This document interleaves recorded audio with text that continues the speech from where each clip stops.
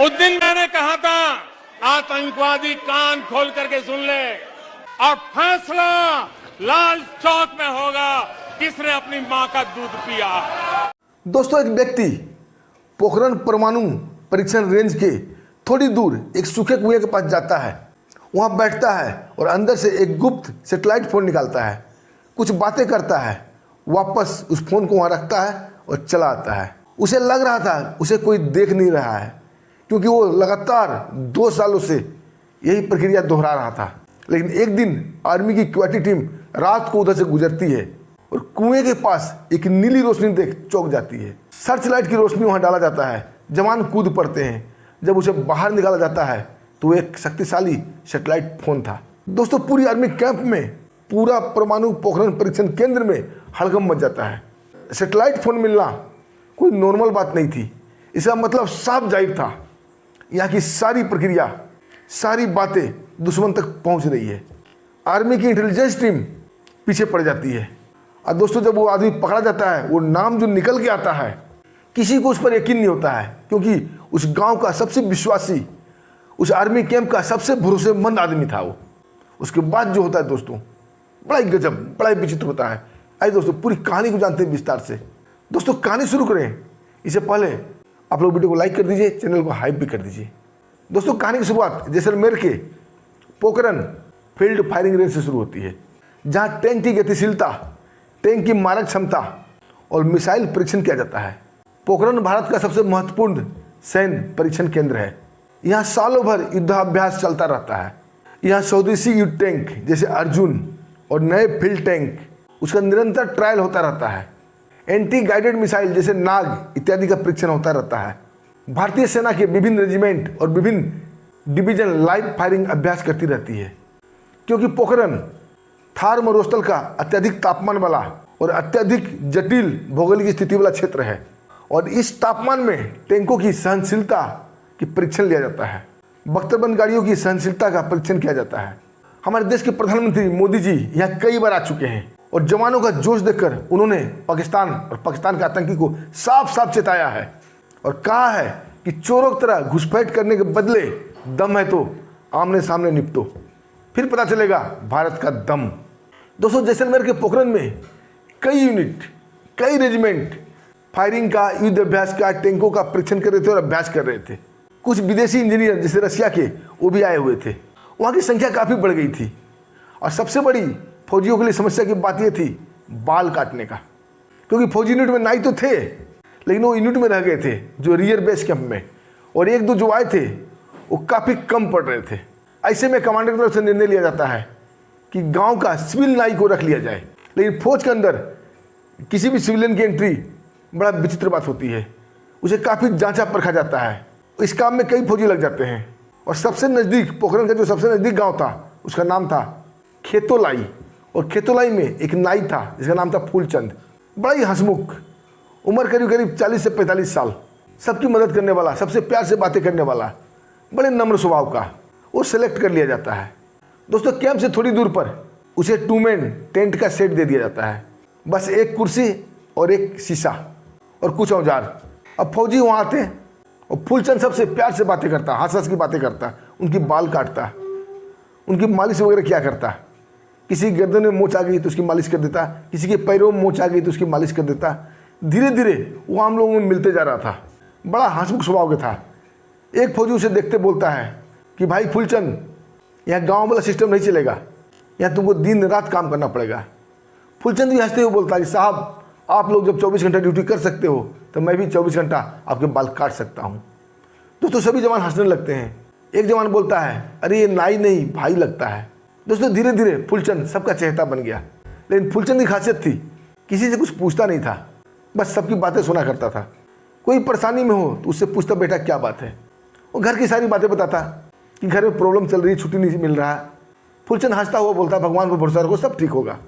धीरे धीरे फूलचंद सबका विश्वास पात्र बनते जा रहा था। लेकिन ये हंसते मुस्कुराते फूलचंद अपना जब घर पहुंचता शाम को अपनी दुकान बंद करके, तो काफ़ी वो टेंशन में आ जाता था, क्योंकि बिस्तर पर उसका बेटा बीमार था और 1-2 दिन से नहीं, कई महीने से बीमार था।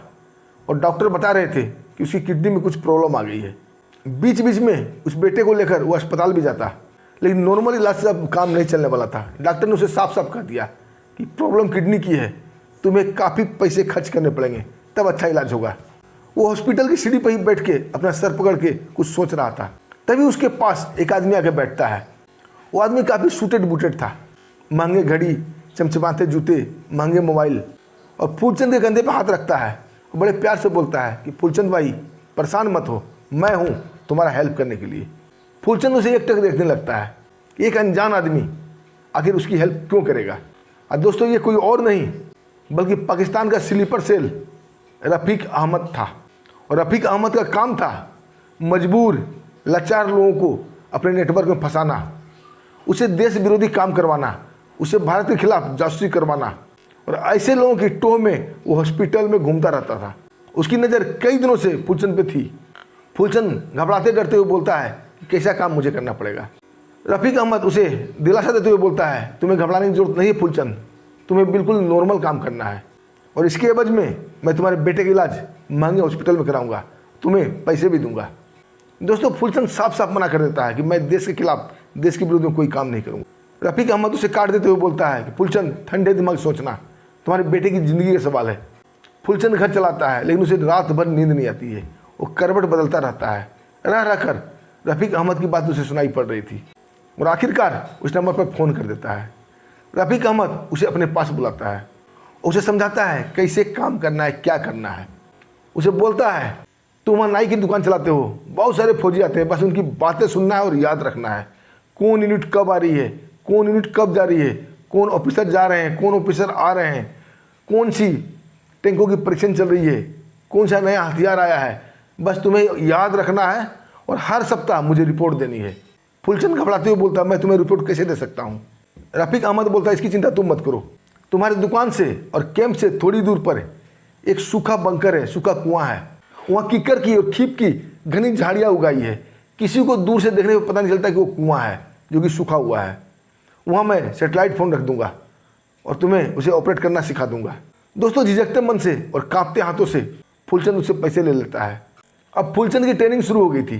अब वो बाल काटने के बाद घर जाने से पहले उस कुएं के पास जाता और रफ़ीक अहमद उसे बारीकी से सेटेलाइट चलाना सिखाता। दोस्तों 3-4 दिन में वो बिल्कुल ट्रेंड हो गया था, काम उसे बिल्कुल नॉर्मल लगा। अब फूलचंद इस सब में अभ्यस्त हो चुका था। अब वो पहले की तरह हंसते मुस्कुराते रहता, लोगों का दुख दर्द पूछा करता था और लोग वहाँ उसे अपना भाई समझने लगे थे। उसे फौजी लोग अपने परिवार का हिस्सा समझते थे। फूलचंद पर बहुत भरोसा करते। अब बेखौफ बेधड़क वहाँ सारी बातें करते, क्योंकि लोग बाल कटाने काफ़ी संख्या में हो जाते थे और अपने अपनी यूनिट की बातें करते, कौन ऑफिसर आ रहा है, कौन यूनिट का तबादला होने वाला है, कौन सा नया हथियार आ रहा है, किसका परीक्षण चल रहा है, सब बातें करते। उसमें से कुछ बातें फूलचंद याद रखता और उसे रफ़ीक तक पहुँचा देता। इसके एवज में उसे हर महीने अच्छी राशि मिल जाती और उसके बेटे का महंगा हॉस्पिटल में इलाज चल रहा था। दोस्तों देखते ही देखते 2 साल बीत जाते हैं और इन 2 सालों में कई बार घुसपैठ हुई गौरी सर के रास्ते और कई बार जवानों के ऊपर हमला हुआ। अब वहाँ के जो कमांडर साहब थे उन्हें लगने लगा था कि अंदर की बातें बाहर लीक हो रही है, लेकिन अगल बगल में कोई था नहीं फौज के अलावा, क्योंकि फौजी कैंप के पास बाहरी आदमी अलाउ नहीं है। शक किस पर किया जाए। दोस्तों इसी बीच आर्मी क्यूआरटी टीम, जो क्विक रिलीफ टीम होती है, रात को अपने निर्धारित पेट्रोलिंग पे थी। उसी सूखे हुए कुएं से गुजरती है और एकाएक एक जवान का नज़र पड़ जाता है एक ब्लिंक करता हुआ ब्लू रोशनी पर। जब सर्च लाइट डाला जाता है तो देखा जाता है उस झाड़ी में कुछ है। जब वह नज़दीक देखा जाता है तो एक कुआं था जो कि अब भर चुका था, बस थोड़ा ही गड्ढा रह गया था। वहाँ कीकर की और खीप की झाड़ियाँ उगाई थी। उन झाड़ियों के बीच एक सेटेलाइट फ़ोन छुपा कर रखा हुआ था, उसी की लाइट ब्लिंक कर रही थी, यानी उसकी पावर वाली बैटरी अभी भी काम कर रही थी। जब ये सूचना कमांडर तक जाता है तो कमांडर आदेश देते हैं उस फ़ोन को जहाँ है वहीं रहने दो, क्योंकि कमांडर इस फ़ोन की तह में जाना चाहते थे आखिर वो कौन है गद्दार जो आर्मी के बीच छुपा हुआ है। अब दोस्तों सारे लोगों पर जो कि बाहरी लोग आते थे उस पर आर्मी इंटेलिजेंस की जासूस निगाह रखने लगे और इसमें फूलचंद भी शामिल था। लेकिन फूलचंद को मालूम नहीं था 24 घंटा वो निगरानी में है। तभी रशियन इंजीनियर अर्जुन टैंक के लिए वहाँ आने वाले थे और अर्जुन टैंक का नया वर्जन का एक नया मिसाइल उस पर लगना था, उसका परीक्षण होना था। और दोस्तों ये बातें लीक हो जाती है और कमांडर को लगने लगा था कि मामला हद से ज़्यादा बढ़ गया है। सारे लोग की इंक्वायरी की जाती है तो सबका शक फूलचंद नाई पे जाता है, लेकिन किसी का आत्मा, किसी का दिल गवाही नहीं दे रहा था कि फूलचंद ऐसा कर सकता है। कमांडर साहब एक प्लानिंग बनाते हैं और 4-5 जवान को बुलाते हैं जो कि अलग अलग यूनिट से थे, और चारों पांचों को एक नया र्यूमर फैलाने की बात करते हैं। एक नया झूठ फैलाना है और आपस में बातें करनी है। दोस्तों, गुप्त प्लानिंग के मुताबिक वो चारों पांचों लड़के फूलचंद की दुकान में जाते हैं और अलग अलग बैठ जाते हैं। बात शुरू हो जाती है और बात करते करते एक लड़का बोलता है कि अभी एक ऐसा मिसाइल आने वाला है जो पाकिस्तान के कराची को नस्तनाबूद कर देगा एक ही झटके में, और मिसाइल इजराइल देगा। उसका परीक्षण इसी परमाणु कैंप में होना है, इसी पोखरण में होना है। दोस्तों, ये बात सुनते ही नाई फूलचंद के कान खड़कते हैं क्योंकि बहुत महत्वपूर्ण सूचना था। और शाम को दुकान बंद करने के बाद वो उसी गड्ढे की तरफ बढ़ जाता है, लेकिन उसे पता नहीं था उसके पीछे इंटेलिजेंस वाले लगे हुए हैं। और वहाँ जाकर सेटेलाइट पर बात करता है और बताता है रफीक अहमद को। दोस्तों, दूसरे दिन सीमा पार हलचल तेज हो जाती है। सीमा पर कई टैंक और आर्मी की संख्या बढ़ जाती है। कमांडर को पता चल गया कि उनकी झूठी प्लानिंग लीक हो गई। तब पाकिस्तान इतना एक्टिव है। अब बात क्लियर हो चुका था कि गद्दार कोई और नहीं बल्कि फूलचंद नाई है। अब उसे रंगे हाथ पकड़ना था।